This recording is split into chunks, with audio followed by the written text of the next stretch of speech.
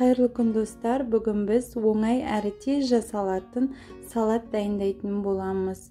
Оған бар жоғы 4 қана ингредиент керек және бұл салатты балалар өте сүйіп жейді. Міндетті түрде жасап көріңіздер.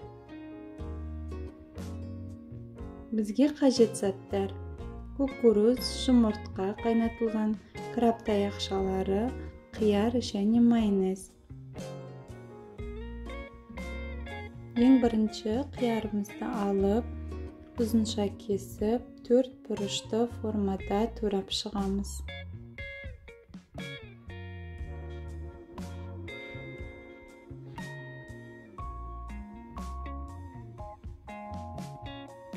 Үлкенде ыдысқа саламыз. Енді краб таяқшаларын дәл сондай 4 бұрышты етіп тураймыз. Барлық ингредиенттерді осындай 4 бұрышты етіп бірдей қылып тураймыз. Қиярдың үстінен саламыз.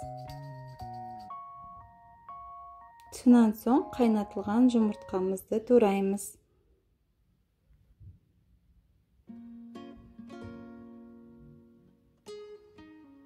Турап алдық, оны да қосамыз.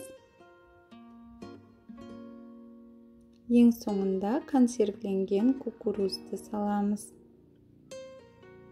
Барлығын майонезбен араластырамыз.